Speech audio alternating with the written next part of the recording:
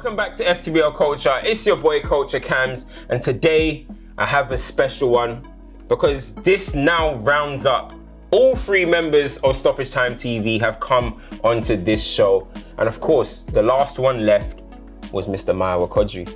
How are you, man? I'm good, man. The lights are bright. It's like OT out here, bro. Listen, I came out. The theatre of dreams over here, bro. It's like, oh my gosh, it's real. It's like, where's the TV screen? There's no TV screen here. But nah, I'm good. It's good to be here, man. Listen, we have a big topic to get into today. Of course. About, in my opinion, the most in-form player in Europe, Marcus Rashford. But guys, make sure you like, make sure you share, make sure you subscribe. We're gonna get into this. Marcus Rashford. Hey! Rashidi. As Harry Pinero say, calls him Marcus Abdul Aziz Rashford. Yo, what's the one? Rashdi. Hey, Rashdi. Listen, the guy is in incredible form this season, and the thing is, like, since we started the podcast, like our podcast, he's been somebody that's actually he kind of kickstarted our show with my shout. Made a historic, for the people that don't know, there was a legendary Stoppage Time TV shout, which I think it might have been the 18-19 season, and I said Rashford's top 5 strikers in the Premier League.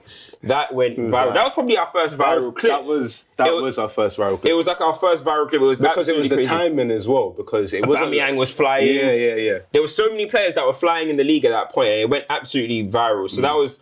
So he's been somebody that's kind of synonymous with Stoppage Time TV, and he's 100%. Gone through ups and downs. But let's talk about like the origins of Rashford. Let's talk about how he got into Manchester United and the difference that you see in Rashford now to the Rashford that we saw back in the day. For me, it's mad because everyone remembers him coming in, scoring the goals, the mad moments. Oh my gosh, his story, one of our own. But for me, I remember early on, you made that shout, and I don't know why, but my backers get towards like, oh, this guy's coming in top 5. Impossible. You have a gun in me. But honestly, it took me a while to actually join the Rashford Defence League. I actually jumped on board when the form wasn't great. And it was like, hold on, we have to contextualise what's going on here. This guy has been thrown into a United side that is in the wilderness. If you think by it, young player, massive club, he's from the area. And he's leading the line, and everything was going so well. It was like every single, I can't remember the stat, but it was every single day he was scoring. Even England. Yeah, he was scoring, and it's like, this guy's on top of the world. And the second that the introduction, the honeymoon period ended, people are like, oh, he's not that special, it was just a blip. I thought, no, this guy actually has something about him, but he's not had the chance to actually develop. And that was my whole thing about Rashford. And I think just to back on that point as well, is that like, I think one thing that people don't take into consideration with Rashford is that, as you mentioned, he was thrown in. Rashford was accelerated. Rashford wasn't meant to be there at that stage of the season. Like, Martial got injured, Ashley Fletcher, I believe it was injured. It might have even been Wilson as well. Somebody else was injured, and Rashford just got thrown in there. There you go. And he just swam. Yeah, I mean, he made it happen. He made it work. But really and truly, if you actually look at Manchester United in the academy, at that stage, he wasn't particularly ready to be playing for Man United. So what we've seen with Rashford is literally his development right in front of our eyes because he snatched the opportunity. You know, most young players, the manager handpicks them. Okay, you're going to come in, you're going to be a sub here, you're going to be there, you're going to be that. And you slowly see them grow. You're seeing Garnacho right now, you're seeing Phil Foden, you're seeing all these players. But Rashford is literally, come here, boom, you're a starter now. You're a starter and let's watch you go. And you're not even like Wayne Rooney level of hype or anything like that. So we watched him develop. So we're going to see the highs, we're going to see the lows. And I think a lot of people don't really take that in consideration when looking at young players. No, 100%. And I think it's always magnified when it's United as well. And I think where it was so weird with Rashford as well is because, like you said, sometimes when young players are thrown in situations, they do their thing, and then when everything gets back to normal, okay, cool, you can go back to development. Rashford, literally, since he came into the side, apart from when he got injured and everything, it's one of the only times I've seen someone come in, you're a starter, that's it. Yeah. Rashford's never been a role player since his introduction to first team football. That is crazy. It's crazy. To see what we're seeing now, it's the first time when you actually look and go, okay, like, well, he's actually being coached. He's not having to survive out of it. That's it. And it's beautiful to see because you started off by saying informed player in Europe right now. if you're to look at the numbers, you can't fault what you're seeing. He's got 13 goals in 15 games in 2023. Since the World Cup final. And if you think about it, in the World Cup, he scored goals. It's crazy that you think, was it 5 minutes or 8 minutes he got against France? He only started one game at the World Cup? Only started one game. Gareth Southgate. If you're watching, this is application here. We're giving you Rashford. But now, honestly, like with what you said as well, like look, you look at the Jose period, you look at the Oli period. Listen, it might be disrespectful to say that Jose's not coaching or Oli's not coaching, but it did kind of feel like Jose didn't really have that much love for him. We do remember the legendary Jose moment. And the camera zoomed in on him as well. Man was looking at the Glazers like, you want me to work with this? You want me to work with Marcus, this? go sign someone. Go and bring me Harry. Bring me Harry, bro. You know what I'm saying? So we remember that. Like, so he kind of got that rough, tough love from Jose. And then Oli put his arm around, absolutely loved him. But it kind of felt like, all right, Marcus, go out there, make it happen. And sometimes you do need that coach that can come in, identify what are your strengths, what are your weaknesses, and develop you. And then you look at Rashford, when he was, look, Ten Hag picked the guy up off the floor. Let's be honest. Rashford was almost finished at this club. You know, I never said Rashford's finished. I said next season, this is the crossroads for Rashford. It was if Rashford had another, he scored 4 goals last season, people. 4. So if you deep it, right, Ten Hag had to not only pick him up physically, of course, what's going on the pitch, but mentally as well. There was a lot of talk that Rashford was entertaining talks about PSG and Barcelona and stuff. I feel like he was finished with Man United almost, and the club were actually ready to soon say, look, this is still an 80 million, 90 million pound player. As much as we give respect to Ten Hag, we need to give respect to him. 100%. Rashford's bounce back has been incredible, bro. Like the mental toughness that you're having to show, because look, we know all about the MP. He was doing more MP tweets and his agents and this and all of this madness. The UK and that. Literally, bro, this guy will lose. He hops on, he's beefing with Boris's boys. Brother, we just look. It's like, we need 3 points. Go and fight Sean Dash. You know what I'm saying? We need 3 points. You're beefing Boris can win. Bro, random guys, Jack Smith Man, and I'm that. fighting Labour. No, you need to Labour here, bro. Come on, work hard right now. That's what United fans are saying. Nah, but for real, like his mentality, the way he's been able to shift it and be able to focus, and actually now it's to the point where we can't even say Rashford's having a great season. The guy is carrying this club. Time winners, big goals, big games. It doesn't matter. The guy is just there every single time. Do you know what I love about it, right, is not only is he there every single time, we're seeing the evolution in the player. And the reason why it's great for me is because sometimes people feel like there's certain development period where you can develop as a player and that's it. This is who you are. I'm seeing this guy score headers. I'm seeing this guy download new ISO packages. I'm seeing him download new celebrations. And then you can see his importance to the players around him. And like, we don't have to go too much into it, but Sancho coming back in and being like, oh yeah, I saw Rashford, so that does something for me. You can see how important he is. And he's always been that guy. He's always been important to his team. So when his head was down and, you know, it hurts more because the fans are then questioning where you're at. He's one of our own, innit? Exactly, and that's why it's more pressure. If you're to look at any sort of Premier League academy player that's ever come through, they're the ones that always get the most pressure. Harry Kane, we need you. Steven Gerrard, we need you.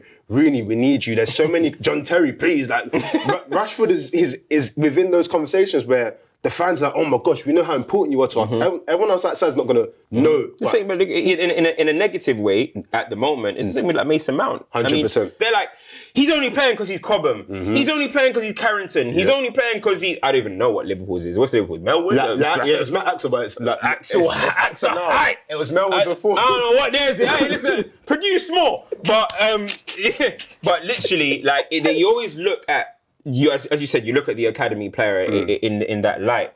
But one thing I want to say about Rashford, obviously United fan, so I've seen how many seasons of Man United, you know what I mean? And I feel like people need to actually look into what this guy is doing this season.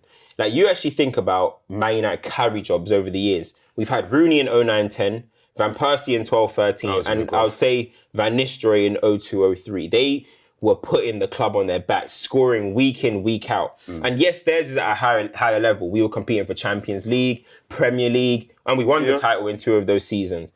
But the actual carrying is very similar with what Marcus Rashford is doing at the moment. Without Marcus Rashford, Manchester United could be lingering around 8th. 8th, 9th with where Liverpool, with Chelsea and them, man. You know what I mean? Liverpool, Chelsea and them, man. You know what I'm saying? We could be down there, honestly. But with what he's doing this season, he's now scoring headers. Benny McCarthy. We thank you. That's what you call coaching. With what he's doing, he's downloaded a header package. He's now effortlessly going in the number 9 and scoring left. It doesn't matter where he's in. He's even scored goals off the right. I remember the Burnley run. The guy is now just in a moment where he feels invincible. And that was the same thing I saw from Rooney in 09-010. We went to the San Siro, he's scoring headers, he's doing anything he wants. Van Persie, volleys, whatever. Van Nistelrooy, he's just Van Nistelrooy, you know what he's going to do. So, honestly, I think this is one of the best carry jobs I've seen in the last 20 years at Man United. Do you know why that is, like, profound for me? Because if you look at Rashford and you look at the term carry job, the evolution of him is insane. I remember Ollie times where this guy, he literally broke his back. Yes. Literally carrying Manchester United. And now he's carrying again, but there's been an evolution in his play. And the point you make about the difference being about, you know, those times United were winning titles, but I think that just speaks to the magnitude of what Rashford's doing. United are very much in transition. Like, let's call it for what it is. Weghorst is playing in the 10. Martial is injured. Sancho, you know, rehabilitation. Elanga, I saw him dancing in the video the other day. You get me? This season, everyone's talking about, we're going to Wembley twice, we can do this. And it's all on this one individual who, like you said, 4 goals last season, the worst moment of his career, and he's turned around to this. And I'm at the point where I'm saying, I don't think this is creeping away from being form now. Yeah, bro, it really is. Because form is something that it's like, oh, it can taper off. I genuinely believe, even if he was not scoring consecutively and doing the 9 home games and breaking Rooney's record, I genuinely believe he's found what works for him now due to the coach and him believing in himself. And this is it now. We've seen him go back-to-back 20 goals before. Yeah. And now the thing is, like, so you see when you get some people, you say it's a purple patch, maybe like Almiron or whatever. You haven't seen anything like that from him before. We've seen glimpses before. You've seen small signs that this guy can get on the score sheet. You know what I mean? He can score goals. Obviously, scored over 100 goals for Man United. Now, he's got... The thing that I'm loving is the importance of the goals. You know what I mean? Yeah. 29 goals and assists in 34 games so far. I've set my target. Listen, at the start of the season, I said 30. But he's laughing. Man's hit basically 30 what's his by most February. in the career so far? 22? I believe it's 32 goals and assists, all competitions. 32 goals. Yeah, and he's got 29 goals and assists right now. So, listen, I mean, the target has now got to be 40. After that, 45. After that, can you give me 50? Can you? What? All right, let me calm down. Baby steps. The baby steps. But listen, back to what I said in the very, very start, you know. Is Marcus Rashford the most in-form player in Europe right now? Numbers-wise, the only person that will have a sniff is Vico. We're chasing that ghost of Naples, man. If Tammy Abraham grew up in Nigeria, he would be Victor Osimhen. He would be Victor Osimhen. But honourable mention is someone like Lookman. What he's done, Taylor the end, has been insane. Similar thing as well. Exactly. Kvara, they play together. They are probably the best side in Europe right now. Yes. So it's great to mention him in that company because some of the goals that Victor's scoring, insane. Big performances, insane. To take Napoli to somewhere where they've been trying to go for so long is insane. With Marcus, it might not be trying to win the league, but I mean, if United were to leave with 2 trophies this season, it's not like the carry jobs that you mentioned, but that is amazing because United should not be here. At a certain level. Exactly. Yeah, you look at, for example, like Steven Gerrard's carry jobs, they're not going to be the same extent to Kenny Dalglish and all these men, but you've got to give massive respect for even taking Liverpool to a certain level. And that's, sometimes you just got to add the context to it, do you know what I mean? And you know what, I got to back that one. Osimhen is having a great season at the moment. And look, Ten Hag, can you do something for me? Why not link up both of them? And then throw in Harry Kane on the side of... And you could add Kolo Muani on there as well. Like, yo, he's really in form as well. He's really in form. So there's a few guys, man. And that's the one thing that's good about European football at the moment is that you're now getting... Rashford is a household name. But you're now getting kind of newer names there. Like, we haven't mentioned Messi. We haven't mentioned Mbappe, Neymar, Lewandowski, Benzema. We haven't mentioned none of these names. So it's kind of refreshing to kind of had that moment. You know what I'm trying to say? Like, once upon a time, Kobe had to go. You know what I mean? Steph had to come through. LeBron. You know what I mean? You It's evolution of the Gotta game. change So the guard. it's But you know, great to have, the man. likes of LeBron. They stay around forever. So Yeah, I know. That's what Ronaldo was trying to do, but hey, it didn't work out so well. But listen, guys, that was another episode of FTBL Culture. Of course, we just had to give a little bit of respect to Marcus Rashford, the most informed player in Europe at the moment. Guys, make sure you like, make sure you share, make sure you subscribe, turn the notifications on. That is the most important. I say it every week. The most important. Mayowa, thank you for coming on. Finally, of course, man. nice little debut, of course. But listen, there's only one way to end this show.